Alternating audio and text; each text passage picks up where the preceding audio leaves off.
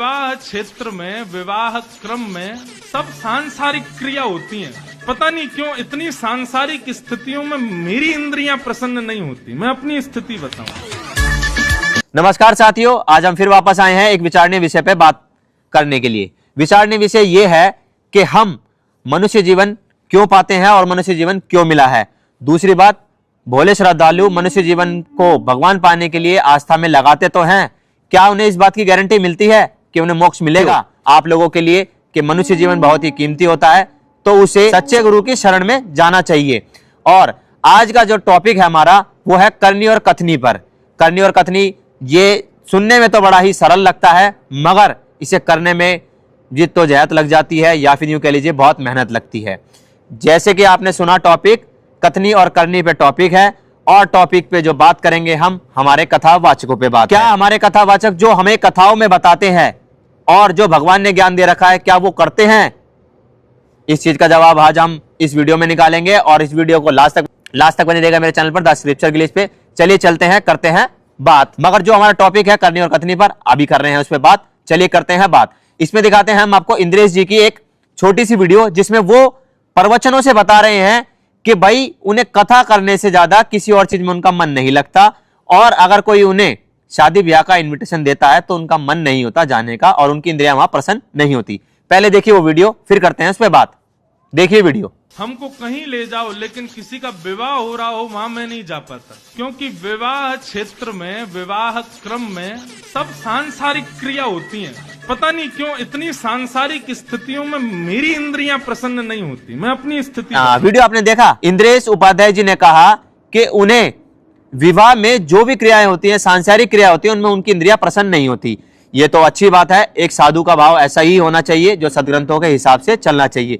जो हमारे सदग्रंथ बताते हैं उन्हीं के अकॉर्डिंग हमें भक्ति करनी चाहिए।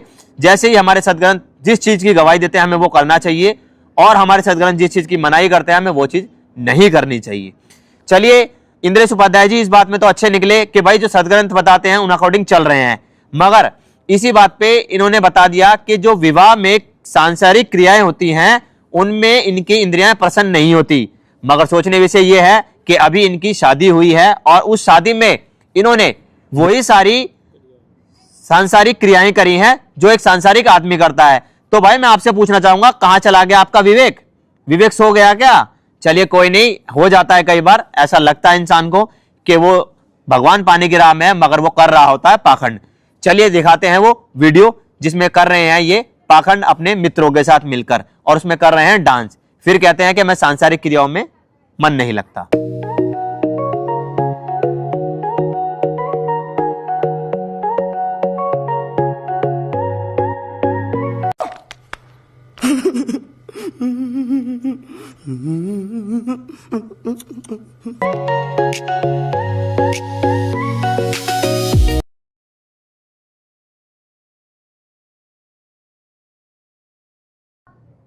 देखा आपने वीडियो में कैसे अपनी हल्दी की उसमें उछल उछल के डांस करके दिखा रहे हैं इंद्रेश उपाध्याय जी। अरे भाई कहां चला गया ज्ञान विवेक? यही वो बात थी कि करनी और कथनी में फर्क होता है हमारे कथावाचकों की। करनी में तो ये करते नहीं है, कथनी में कह देते हैं। कथनी करना सबके लिए आसान होता है, क्योंकि उसे सिर्फ कहना होता है, करना नहीं होता। और जब करने की बात आती है तो इंसान सबसे पहले पैर पीछे हटाता है। चलिए कोई नहीं, इस बात पे भी हम इंद्रेश उपाध्याय जी को कुछ नहीं कहेंगे, क्योंकि ये लोग पाखंड के एकदम चरम सीमा पे हैं। चलिए एक और वीडियो दिखाते हैं हम, जिसमें इंद्रेश उपाध्याय जी कुछ बता रहे हैं, पहले सुन लीजिए वो। हमारे हिंदू वैदिक समाज में एक बात सत्य बताएं, विवाह में जयमाला पहनाने का कोई रिवाज नहीं है। ये जो विवाहों में वर वधू एक दूसरे को माला पहनाते, ऐसा कोई नियम नहीं है। ये देख लिया आपने, इंद्रेश उपाध्याय जी ने बता दिया कि भाई जो ये वरमाला का कॉन्सेप्ट है ये हिंदू धर्म का नहीं है, या हिंदू धर्म में नहीं बता रखा, या फिर कह लीजिए हिंदू वैदिक धर्म में नहीं बता रखा है। इस चीज का कोई प्रावधान नहीं है, मगर फिर भी ये क्रियाएं होती हैं और हमारे ब्राह्मण लोग इन्हें करवाते हैं। तो क्या इस चीज के लिए कोई पाखंड पे वीडियो नहीं बनाता, या ये पाखंड नहीं है? चलिए कोई नहीं, इसे इंद्रेश उपाध्याय जी ने खोला है, आप बात करेंगे इंद्रेश उपाध्याय जी के ऊपर। क्या इंद्रेश उपाध्याय जी इस चीज को करते हैं या नहीं करेंगे? मगर चलिए दिखाते हैं एक वीडियो। हमारे हिंदू वैदिक समाज में एक बात सत्य बताएं, विवाह में जयमाला पहनाने का कोई रिवाज नहीं है। ये जो विवाहों में वर वधू एक दूसरे को माला पहनाते, ऐसा कोई नियम नहीं है। ये तो केवल स्वयंवर में नियम होता था कि जो राजा प्रिय लग जाए उसको कन्या माला पहना करके चुन लेती थी कि इससे हमारा ब्याह होगा। देखा आपने, उसी इंद्रेश उपाध्याय जी कह रहे थे कि भाई हिंदू धर्म में वरमाला का कॉन्सेप्ट नहीं है, मगर यही इंद्रेश उपाध्याय जी अपने विवाह में वरमाला कर रहे हैं। भाई इसलिए तो कहते हैं कि आप लोग अपने मनुष्य जन्म को बचाइए, इन लोगों से दूर रहिए। ये लोग कथनी में तो तत्पर रहकर करते हैं कि इन्हें भगवान चाहिए, भगवान चाहिए, भगवान चाहिए। आपने कथनी तो कर दी अपनी बोल के, मगर आप भूल गए कि आप जैसे कथावाचकों को लाखों लोग फॉलो करते हैं। अगर जब वो आपके ये वचन सुनेंगे और देखेंगे तो उन पे क्या असर पड़ेगा। तो मेरी आप लोगों से गुजारिश है, अगर आप लोग कोई चीज कथनी करते हैं या बताते हैं लोगों को शास्त्रों से, तो उस पे अमल भी करें, ठीक है जी। और कुछ नहीं, मैं तो इतना सा कहना चाहूंगा आपको कि जब आपको पता था कि हिंदू वैदिक धर्म में इस चीज का प्रमाण नहीं है, तो आप ये चीज कर क्यों रहे हैं। चलिए कोई नहीं, आपका तो नॉर्मली है, आपको कथनी करनी है। आपने तो ये सिर्फ एक नॉर्मल सा, मुझे जैसा लगा वीडियो में देखकर कि आप सिर्फ एक बिजनेस चला रहे हैं, और बिजनेस वाला कुछ भी कर सकता है अपना सामान बेचने के लिए। ऐसा मुझे लगता है कि आप सिर्फ सामान बेचने एक पर्सन है और आप अपनी कथा बेचते हैं, ना कि आपको भगवान में कोई रुचि है, ना ही आपको भगवान की चाहत है। चलिए कोई नहीं, इंद्रेश उपाध्याय जी जो आपने किया वो आपका है, और जो हम कर रहे हैं वो लोगों को, जनता को जागरूक करने के लिए कर रहे हैं। इंद्रेश उपाध्याय जी ने जो शादी की है वो शादी बड़े ही धूमधाम से करी है, बहुत ही पैसे खर्च करके करी है, लाखों करोड़ों रुपए का खर्चा किया है। यहां तक कि वृंदावन जहां वो रहते हैं वहां शादी नहीं करी, उन्होंने शादी करी है जयपुर जाकर। और इंद्रेश उपाध्याय जी ने करोड़ों रुपए का खर्चा किया। भाई इंद्रेश उपाध्याय जी का एक छोटा सा वीडियो दिखाऊंगा, फिर बात करेंगे इनकी शादी से रिलेट करके। देखिए पहले वो वीडियो। पूजनीय श्री देवकीनंदन ठाकुर जी महाराज एक बहुत सुंदर प्रकल्प कर रहे हैं। उत्तराखंड, हिमाचल, जम्मू, पंजाब, उत्तर प्रदेश, जहां भी अभी बाढ़ का प्रभाव रहा, कई बालक स्कूल नहीं जा पाए, कई लोगों के घर दह गए, उन सबके लिए एक नई योजना से उन सबकी सेवा करने का ये अवसर मिल रहा है। फंड इकट्ठा करके उनके पीड़ितों के लिए भेजेंगे। उसके लिए सनातनी क्रिकेट होने जा रहा है दिल्ली में। देख लिया आप लोगों ने वीडियो में इंद्रेश उपाध्याय जी सनातन क्रिकेट लीग के लिए न्योता दे रहे हैं, और उस न्योते में यूं कह रहे हैं कि भाई इस चंदे से जो भी पैसा आएगा वो बाढ़ पीड़ितों की मदद के लिए लगेगा। अब भाई ये बात तो ठीक है, इनकी बाढ़ पीड़ितों के लिए लगेगा, मगर वो पैसा लगाया कहां इन लोगों ने बाढ़ पीड़ित की मदद के लिए? कहीं तो दिखाया नहीं। अच्छा, मुझे लगता है बाढ़ पीड़ित इंद्रेश उपाध्याय जी थे जो सनातन क्रिकेट लीग में इन लोगों को पैसा आया। मुझे लगा इंद्रेश उपाध्याय जी की शादी के लिए जोड़ा गया होगा, या इंद्रेश उपाध्याय जी की शादी के लिए इकट्ठा किया इन लोगों ने, जिसमें देवकीनंदन भी थे, अनुद्याचार्य भी थे। ये IAS IPS लोगों ने विवाह किया मात्र 500 रुपए में। दोनों IPS है, ये IAS है, और सिर्फ 500 रुपए में विवाह किया, कोई खर्चा नहीं। ऐसे लोगों का साधुवाद, मैंने तो पेपर में कहीं पढ़ा था, भगवान कृपा करे ऐसे लोगों पे, शादी का खर्चा बचाओ।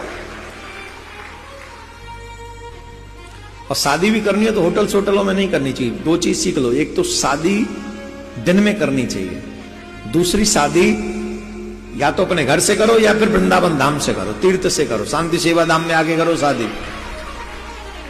जिस बच्चे का विवाह वशिधाम वृंदावन में सिर्फ आप दूर से आके कर लें यहां,